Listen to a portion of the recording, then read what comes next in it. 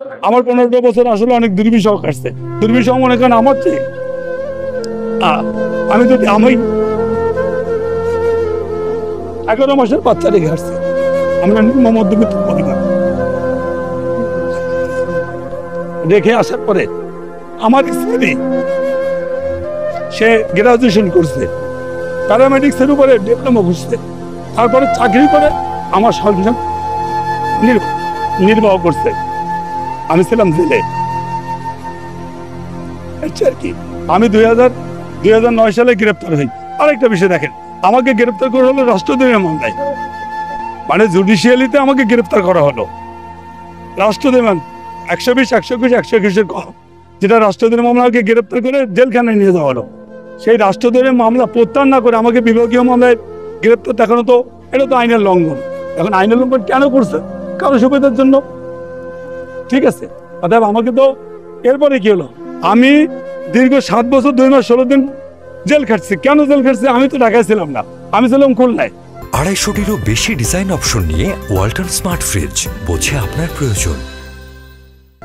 খুলনায় থেকে যেখানে কোনো হত্যাকাণ্ড হয়নি, যেখানে একটা গুলি ফুটে নাই, সেখানে যদি 7 বছর 2 মাস 16 দিন কেউ জেল খাটে, আমার মতো অন্তত 200 লোক জেল খাটছে, তাহলে এখানে বিচারটা কি হলো?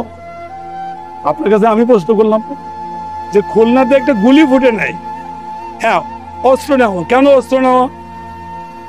মানে ক্রান্তি লগ্নে আমরা যখন ঢাকাতে এরকম গন্ডগোল ঘটে, তখন কি অস্ত্র না নিয়ে যদি তৃতীয় পক্ষ এসে আমাদেরকে অ্যাটাক করে, করতেই পারে কিনা? এই সুযোগটা নিতে পারে না, পারে কিনা? তো সেক্ষেত্রে আমরা নিরাপত্তায় যাবো না। নিরাপত্তায় যাওয়া মানে কি বিদ্রোহ করা?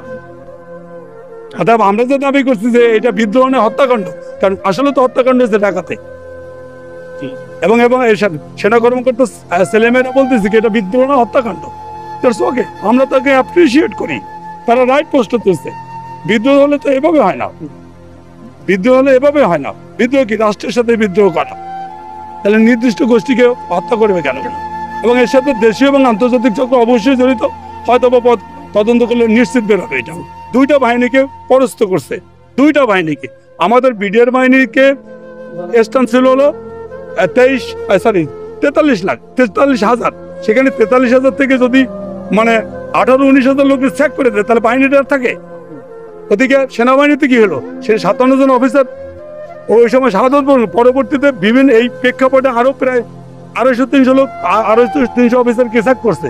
তাহলে 2টা বাহিনীর উপরই তো একটা স্টিম রোলার চালানো হয়েছে, রিয়েলি কিনা? তাই এখানে বাহিনী, আমি বিডিআর একজন সৈনিক, আমার কি, আমার সর্বোচ্চ কি দাবিতে হতে পারে কি বেতন বাড়ানো? এই তো, এর বাইরে তো আমি ওই বড় পদে যাব না। আর দেশ পরিচালনা, অতএব এখানে নিশ্চিতভাবে বলা যায় যে কারা এখানে এর পিছনে কারা ইন্ধন দিচ্ছে, কারা লাভবান আছে, রাষ্ট্র বা পরবর্তীতে যারা ফ্যাসিলিটি পেয়েছে তারাই এর পিছনে ইন্ধন দিচ্ছে। এটা একটু সহজ বিষয়। দ্বিতীয়ত মনে করেন এখন যে কথাগুলো আসতেছে বিভিন্ন ভাবে, যেহেতু আমরা সীমান্ত রক্ষী বাহিনী, সীমান্তে কারা আছে, অপরপক্ষে আছে ইন্ডিয়া, যে কথাটা আসতেছে তারা হতে পারে মিয়ানমারের সাথে আমাদের ওইরকম তৈরি নেই, এবং আমাদের মাত্র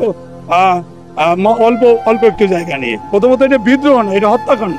তো হত্যাকাণ্ডে ভারতীয় সংশ্লিষ্ট থাকতে পারে এই কারণে, যেহেতু হত্যাকাণ্ড হয়েছে কি, পিডিআর বাহিনীকে যদি পরাস্ত করা যায়, তাহলে এখানে লাভবান কি? ভারত অনেকটা লাভবান। সেই দৃষ্টিতে কেউ বলতেছে ভারত আছে, কিন্তু আসলে তো এটা অ্যাকচুয়ালি যদি বের করতে হবে, মানে জাতীয় এবং আন্তর্জাতিক তদন্তে বলতে পারে আসলে ভারত আছে কিনা।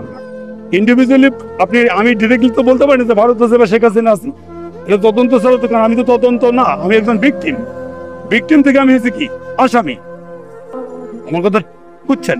তাহলে আমার কাছ থেকে যদি যে এটার সাথে যেমন রায়ে বলা হয়েছে কি একটা তদন্ত কমিশন গঠন করে মূল বিষয়টা, আসলে সেটা কি পরবর্তীতে করা হয়নি।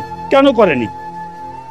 মহামান্য সুপ্রিম কোর্ট বলছে কি যে তদন্ত কমিশন 3 সদস্য বিশিষ্ট একটা বিচার বিভাগ তদন্ত কমিশন গঠন করে এই বিষয়টাকে উদ্ঘাটন করা, সেটা বলছে আজকে থেকে আরো 8 বছর আগে। তাহলে সেইটা মহামান্য হাইকোর্টের সুপ্রিম কোর্টের কথা মানলো না কেন? এই প্রশ্ন আসতে পারে না। তাই না মানার পিছনে কারণটা কি? প্রশ্ন আপনার যেমন আছে আমারও তো আছে, রিয়েলি কিনা? এগুলো তো প্রশ্ন, জাতির প্রশ্ন। এখন এটা হলো জাতির প্রশ্ন। এখন এই প্রশ্নের সলিউশন কি?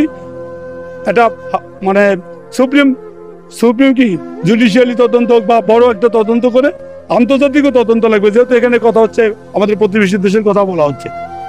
এত বড় একটা ঘটনা ঘটবে গোয়েন্দা সংস্থা জানবে না কেন? ঘটনা তো ঠিক তাৎক্ষণিকভাবে ঘটেনি, এর পিছনে কুশীলভ আছে, পরিকল্পনা আছে। সেগুলো যদি না জানতে পারে তাহলে গোয়েন্দার ব্যর্থতা তো অবশ্যই আছে, তাতে তো কোনো সন্দেহ রাখার অবকাশই নেই।